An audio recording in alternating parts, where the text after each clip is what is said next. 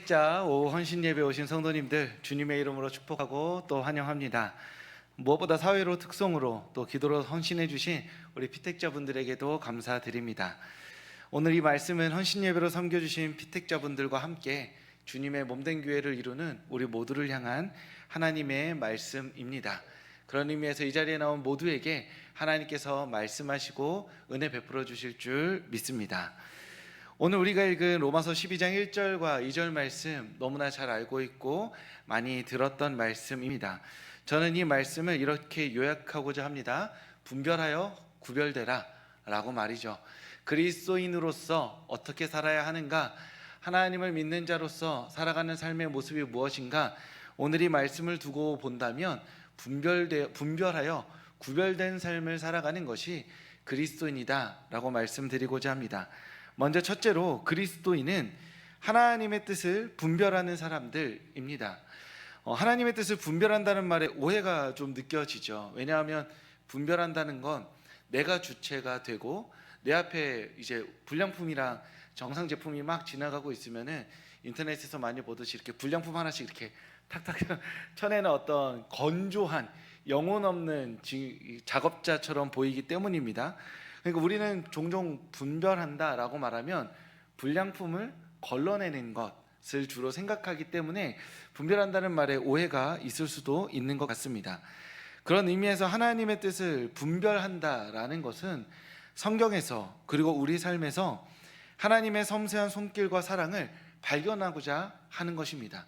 이 세상은 선과 악이 혼재되어 있고 하나님의 뜻과 인간의 뜻이 혼재되어 있고 그리고 빛과 어둠이 혼재되어 있습니다. 그래서 맨정신으로 이렇게 또렷하게 봐도 잘 안 보일 때가 있습니다. 하나님의 뜻인지 하나님의 마음인지 어떤 것이 옳은 것인지 그른 것인지 잘 판단이 안 될 때가 있는데, 우리는 이 세상을 보면서 이 세상 가운데서 특별한 기준을 가지고 이 세상을 분별하여 보는 것이죠. 그런 의미에서 더 중요한 것, 즉 분별보다 더 중요한 것은 기준이 되는 것입니다. 어떤 기준으로 무엇을 분별할 것인가 판가름해야 한다는 것이죠. 그런 의미에서 우리에게 있는 가장 중요한 기준이 된다는 것은 하나님의 말씀을 읽을 때 하나님께서 나를 사랑하신다는 것, 나와 내 곁에 있는 사람을 사랑하신다는 것, 나와 내 곁에 있는 사람들뿐만이 아니라 이 세상을 사랑하신다는 것, 그 사랑을 기준으로 성경을 읽어가는 겁니다. 그래서 성경을 읽으면 읽을수록 감동하게 되는 것이죠. 하나님이 나를 사랑하시는구나, 우리를 사랑하시는구나, 이 세상을 사랑하시는구나, 그렇기 때문에 우리에게 희망이 있구나 라는 결론에 도달하게 된다라는 겁니다. 그리고 또 한 가지는 이 세상을 바라볼 때 하나님께서 이 세상 가운데 그 사랑의 마음을 심어두셨다라는 전제로 이 세상을 보는 겁니다. 어떤 분들은 이 세상을 바라보면서 얼른 망해야지 그리고 자기가 바라보고 있는 세상의 관점과 입장에 따라서 시시때때로 언제 이 세상 망하나를 기다리는 사람들처럼 이렇게 살아가는 경우들이 있습니다. 그런데 그리스도인들은 이 세상의 역사들을 보면서 누구도 말하지 않지만 역사 속에 숨겨져 있는 하나님의 사랑을, 하나님의 은혜를 곱씹어보고 고백하는 사람들이라는 것이죠. 그런 의미에서 그리스도인들은 하나님의 사랑으로 성경을 읽고 세상을 읽음으로써 이 세상과 성경 안에 있는 내용들을 분별하는 겁니다. 그래서 어떤 이들은 누군가 성경을 읽을 때 죄를 읽는 사람들이 있습니다. 내 죄가 아니라 타인의 죄를, 세상의 죄를, 타락을, 누군가를 밀어붙이고 넘어뜨리고자 하는 어떠한 죄들을 성경에서 찾아서 그 성경의 말씀을 가지고 이야기를 꺼내는 사람들이 있다는 것이죠. 그런 것들은 잘하는 사람이 있습니다. 신학자들 잘하고요, 돈 받고 그런 거 하는 사람들 많이 있습니다. 우리까지 그럴 필요가 없는 거예요. 제가 인천에 있을 때 어떤 분께서 오셔가지고 그 당시에 한창 이렇게 갈등과 긴장이 있었던 WBC에 관련된 이야기를 했던 적이 있습니다. 그래서 이제 그 부분을 가지고 내가 유튜브에서 봤는데, 언제나 시작은 이겁니다. 목사든 제가 뭐 대학을 나왔든 뭐 이런 거, 제가 10년 신학을 공부했든 하나도 중요하지 않습니다. 오셔서 처음 시작하는 말이 내가 유튜브에서 봤는데 이러이러한 문제가 있고 이러한 문제로 내가 잠을 못 잔다. 그러면서 목사님 어떻게 생각하시냐.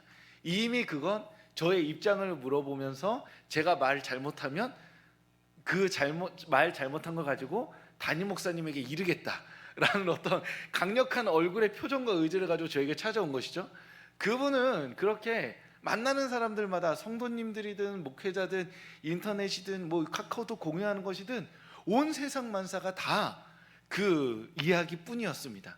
즉 이 세상이 하나님이 나를 사랑하시고 너를 사랑하시고 우리를 사랑하시며 이 세상 곳곳에 하나님의 아름다움이 심겨져 있는데 그것들을 발견하며 살아가기도 바쁜 세상인데 어디에선가 온지 모르겠는 그 뜨거운 신학적 열정과 정의감에 불타서 이 세상 사람들을 다 정의하고 살아가는 거죠. 그리고 정죄하며 살아가는 겁니다. 그래서 길게 대화를 하면서 이게 분명 중요한 이야기일 수 있지만 이거 가지고 지금 100년 넘게 싸우고 있다. 그런데 지금 이제 집사님께서 이걸 가지고 다시 전쟁터에 들어오셔가지고 싸우지 마시고 우리 교회가 이걸 가지고 우리 사회가 지금 이걸 가지고 치열하게 대립하면서 답을 내야 될 시기는 아니니 우리가 하나님을 사랑하고 예배하는 데 힘씁시다 라고 이렇게 둘러둘러 좋게 좋게 이야기를 해도 꼭 이렇게 얘기하면 목사님은 중요한 게 뭔지 모르십니다. 이렇게 이야기를 하셨습니다. 목사에게 중요한 게 뭐죠? 교회가 하나 되고 뜨겁게 하나님을 예배해서 이 예배 자리에 나온 다종다양한 사람들의 마음에 하나님의 위로와 용기가 심어진 것, 그것이 목회자가 생각하는 중요한 것인데 사실은 그분은 그 입장에서는 자신이 가진 정의로운 분노에 사로잡혀 살아가는 경우가 있었다라는 것이죠. 그런 의미에서 우리가 하나님의 뜻을 분별하는 그리스도인으로서의 가장 중요한 것은 내가 가진 정의로운 분노가 아니라 하나님께서 나를, 너를, 우리를, 이 세상을 사랑하신다는 하나님의 명백한 사랑의 말씀이라는 것입니다. 그런 의미에서 우리는 이 세상 가운데 그런 이야기들을 발견하고 꺼내고 고백해야 하는 사람들이라는 것이죠. 자, 이렇게 분별만 해놓은 다음에 자, 이제 여기에는 어둠이, 죄가, 악이 이렇게 한 뭉텅이로 모여 있으니까 자, 다 같이 지옥의 땔감이 되어라 하면서 너네 세상으로 가라. 그리고 우리끼리 행복한 사람들끼리 모여서 어깨동무하고 행복하게 사는 것이 분별이 아니라는 것이죠. 이 세상 가운데 무엇이 가치 있고 아름다운 것인지 하나님의 사랑으로 분별했다면 그 이야기를 함으로써 하나님의 사랑이 이 세상을 점령하고 그리고 하나님의 사랑이 이 세상 가운데 확장되어져 가기를 힘써야 한다라는 것이죠. 최근에 한 기사를 봤습니다. 수학여행비가 60만 원이 넘는데요. 1인당 한 명이 수학여행 가는데 그걸 보고 심장이 덜컥 내려앉았습니다. 다음 달에 이하온이 제 아들이 수학여행 가면 지금 사회적 문제가 아니에요. 제 애의 문제입니다. 한 명 가면 이게 어떻게 해야 되는 거야? 이런 생각이 드는 거예요. 근데 아시겠지만 교회 수련회비는 30년째 동결이잖아요. 아시죠? 교회 수련회비는 30년째 동결인데 수학여행비는 벌써 60만 원이 된 거예요. 그래서 이렇게 그 기사를 따라 읽어보니까 그 댓글들이 이제 이런 거 있습니다. 현직 기사들의 고충, 현직 교사들의 고충이 있고요. 그리고 다녀온 다음에 감당하기 어려운 민원들이 많이 있다고 합니다. 제가 본 제일 충격적인 민원은 이거였어요. 아이가 목이 말라서 물을 달라고 했는데 선생님이 친구물 마셔라고 했다고 합니다. 그 부모님이 민원을 넣은 게 선생님이 직접 새로운 물을 사주지 않으시고 친구물을 얻어먹게 했다고 민원이 들어왔다고 해요. 참 놀랄 노짜인 세상인 겁니다. 그러한 민원들을 이렇게 듣고 나니 이 수학여행 가는 게 너무 어려워서 서울 같은 경우는 수학여행 가는 학교 비율이 30%가 안 됩니다. 그러니까 부모님들이 조금 더 관심도가 높고 참여율이 높고 아이들이 많다 보니 여러 가지 비용 문제, 이동 문제 때문에 그런 부분들이 많다라고 해요. 다만 그 기사에 나온 바로는 지방 이제 한 교사당 아이들을 감당할 숫자가 좀 적은 지방의 인원 그 확률은 대부분 다 80%, 70% 최소한 이상이라고 합니다. 제주도 몇 프로인지 아세요? 2026년 수학여행 가는 학교 퍼센트 100%입니다. 예, 여기 도내에서 가기도 하고 뭐 육지로 올라갈 수도 있긴 하겠지만 지역마다 큰 편차가 있다라는 것이죠. 그런데 그 기사만 봐도 어떤 느낌이 드냐면 어떤 나쁜 교사가 뇌물을 먹었다라던가 어떤 나쁜 학부모가 이상한 민원을 넣었다라던가, 어떤 학교가 어떤 행정 처리를 잘못해서 애들을 고생시켰다던가, 어떤 애들이 거기 가서 얼마나 나쁜 짓을 많이 해가지고 문제가 생겼다던가, 그 기사의 결론은 그겁니다. 우리가 서로를 미워하게 만드는 이야기인 거죠.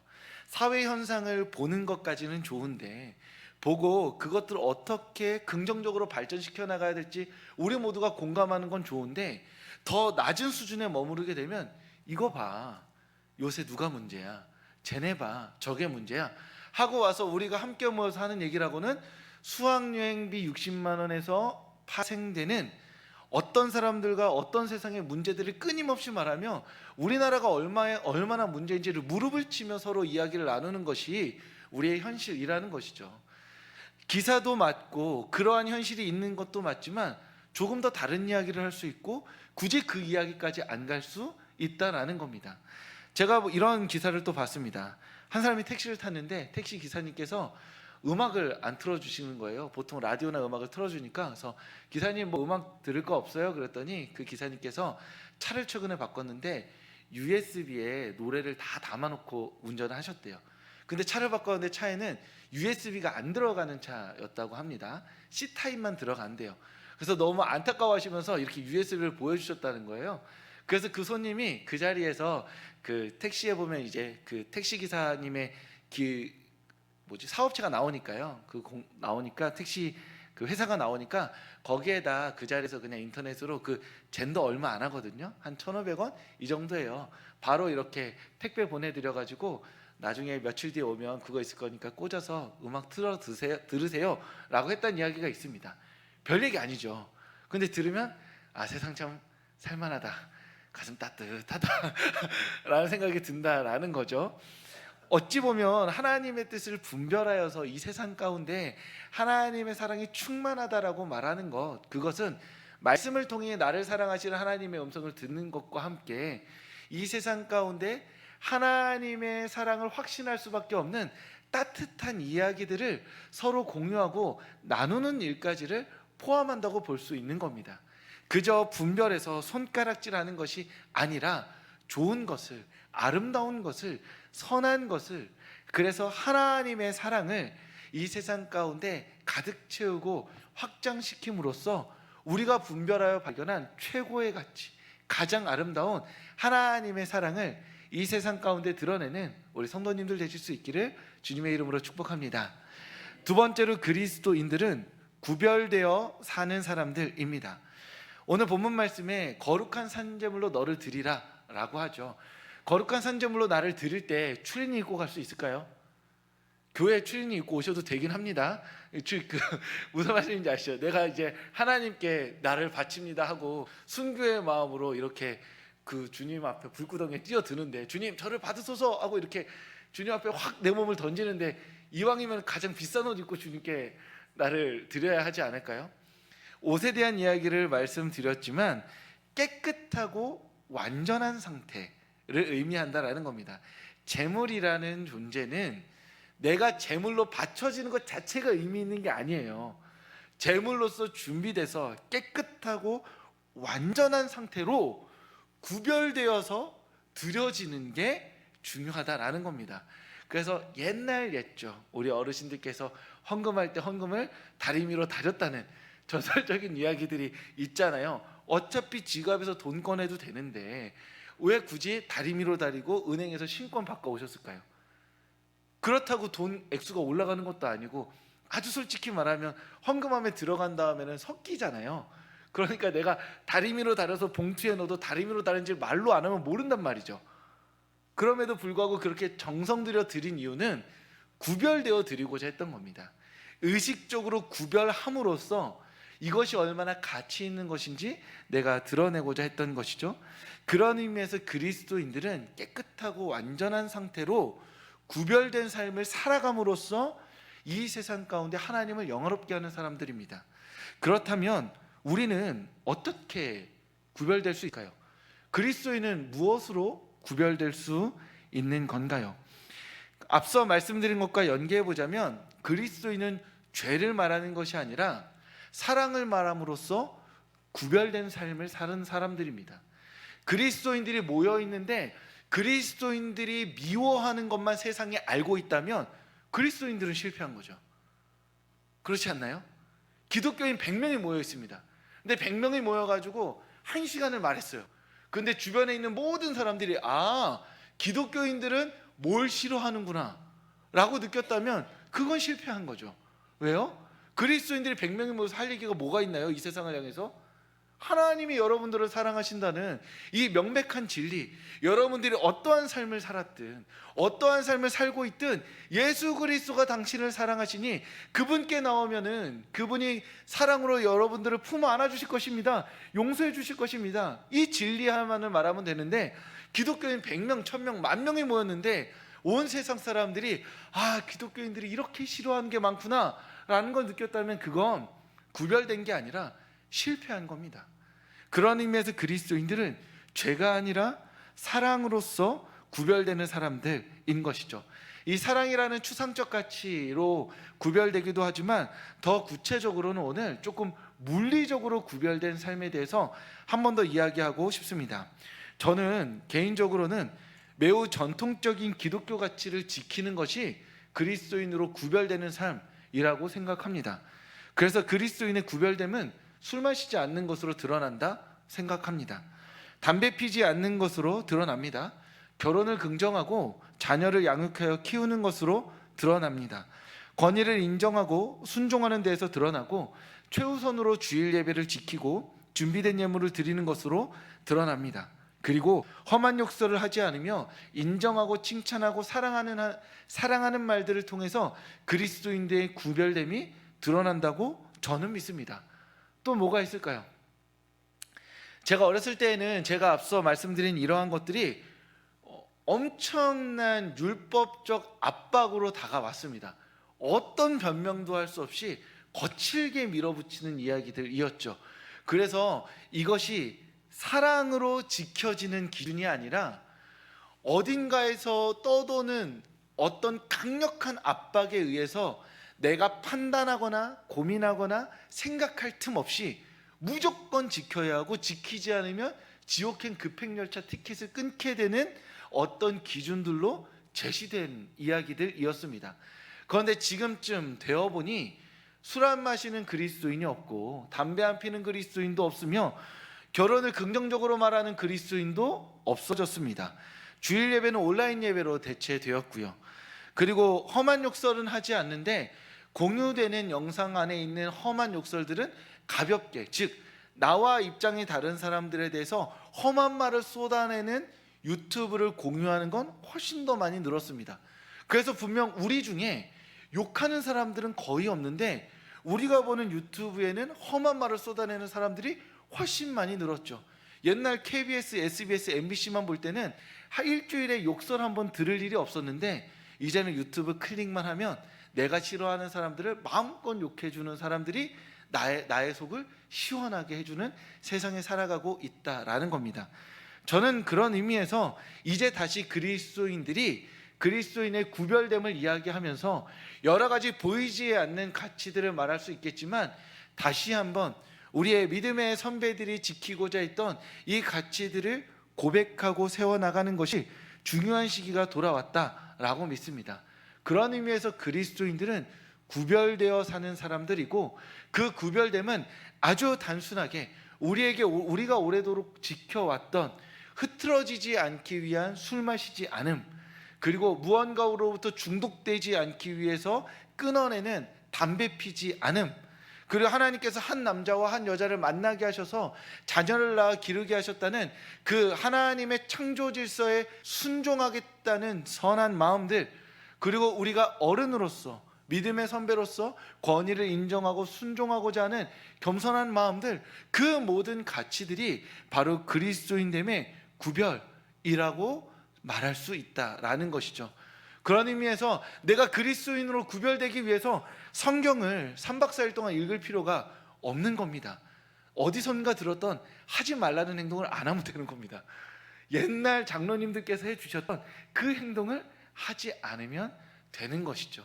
우리는 새로운 하지 말아야 할 것들을 찾아야 되는 것이 아니라 마땅히 그리스도인으로서 내가 지금까지 배우고 지켜왔던 가치들과 진리들을 이어나가기 위해서 지금까지 전통적으로 기독교가 우리에게 가르쳐 주었던 기준들을 아멘으로 순종하며 지켜나가는 것, 그것이 그리스도인들로서 오늘 우리가 할 수 있는 최선의 구별이라 할 수 있겠습니다. 그런 의미에서 그리스도인은 분별하여 구별된 삶을 살아가는 사람들입니다. 단순하고 명료하게 살아가는 사람들인 것이죠. 그런 의미에서 오늘 말씀을 들으면서 내가 그리스도인으로서 무엇을 해야 분별하여 구별된 삶을 살아갈 수 있을까? 마음에 떠올랐던 몇 가지 기준들, 가치들이 있으신 줄 압니다.